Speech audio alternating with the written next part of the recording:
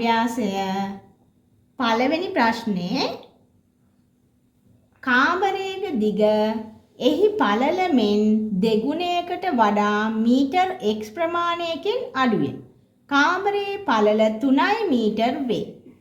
එහි දිග දැක්වීමට x අඩංගු වීජීය ප්‍රකාශනයක් ලියන්න. එතකොට දිග කියන්නේ පළල වගේ දෙගුණයක්. පළල 3 මීටර් එහෙනම් මොකද කරන්න ඕනේ? 3 ගුණ වෙන්න ඕන 2කින්. ඊට පස්සේ අඩු වෙන්න ඕන මීටර් x ප්‍රමාණයක්. මේකෙන් x ප්‍රමාණයක් අඩු වෙන්න ඕන. දැන් අපිට මේක සුළු කරන්නේ කොහොමද? මෙතන 3 වරක් 2 6යි. එහෙනම් ලියන්න පුළුවන් 6 ඍණ x කියලා. මේක මීටර් වලින් තමයි දක්වන්නේ. මීටර් ප්‍රමාණයක් තමයි මේ ඇවිල්ලා තියෙන්නේ. දෙවෙනි ප්‍රශ්නේ පෑනක මිල රුපියල් x වේ. නිමල් එම වර්ගයෙන් පෑන් දෙකක්ද පොත් 12ක මිල රුපියල් y වන පොත් වර්ගයකින් පොත් 3ක්ද මිලදී ගත්තේ. ඒ සඳහා ඔහුට වැය වූ මුදල වීජීය ප්‍රකාශනයකින් දක්වන්න. පෑනක මිල රුපියල් x වන පෑන් දෙකක්. එතකොට එතන එනවා මොකද්ද? 2 ගුණ කිරීම x කියලා. ඊළඟට මේකට එකතු වෙන්න ඕන පොත් 12ක මිල රුපියල් y. එහෙනම් අපි එක පොතක මිල හොයන්න මොකද කරන්නේ? y බෙදනවා 12න්. ඒ වගේ පොත් කීයක්ද? 3ක්. එහෙනම් මේක නැවත ගුණ වෙනවා 3ෙන්. මෙන්න මේක තමයි මුළු වීජීය ප්‍රකාශනය වෙන්නේ. මෙතන අපිට සුළු කිරීමක් කරන්න පුළුවන් 3 වරක් 1යි 3 වරක් 4යි. ඊට පස්සේ මේක ගුණ වෙනවා 2x වලින් ගුණ වුණාම 2x. මෙතන y බෙදීම 4ක් තමයි එන්නේ. ධන y යට 4.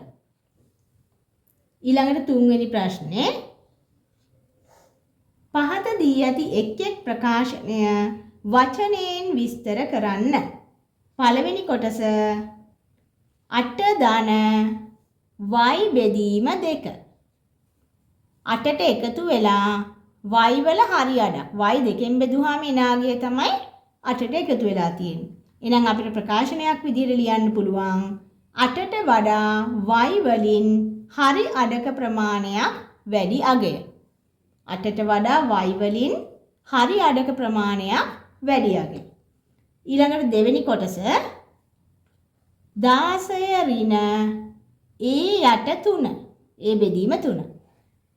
16න් අඩු වෙලා a 3ෙන් බෙදිලා එන අගය.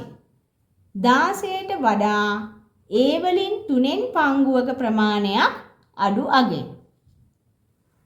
හතරවෙනි ප්‍රශ්නේ සුළු කරන්න දීලා තියෙනවා.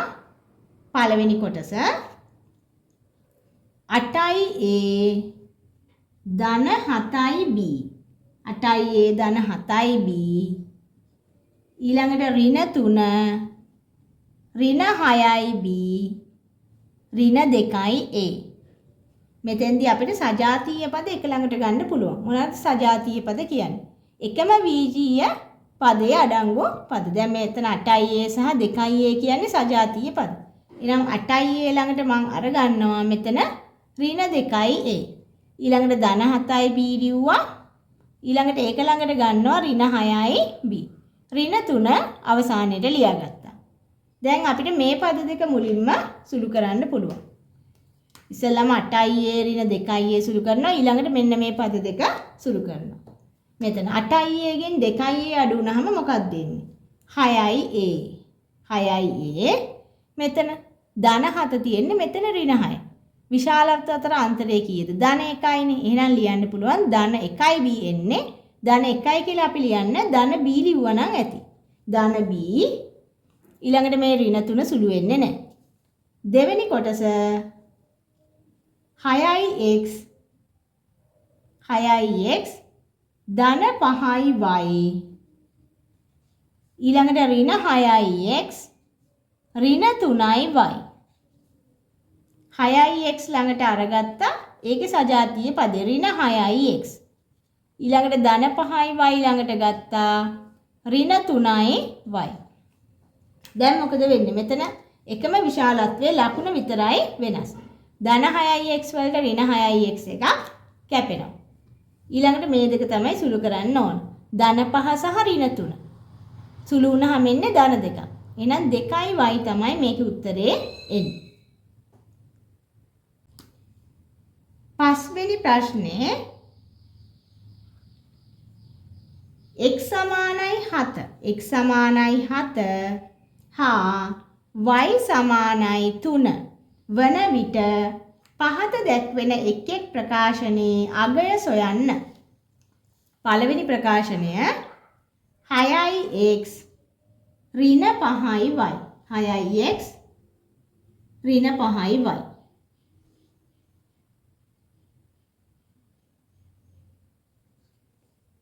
හරි. මුලින්ම මෙතන ආදේශ කරන්න පුළුවන් 6 ගුණ කිරීම x වලගේ මෙතන 7යි.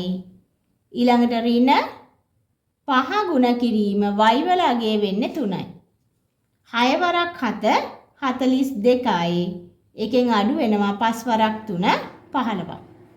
42කින් 15ක් අඩු වෙන්න ඕන. අඩු කරාම මෙතන පිළිතුර එන්නේ 27ක්.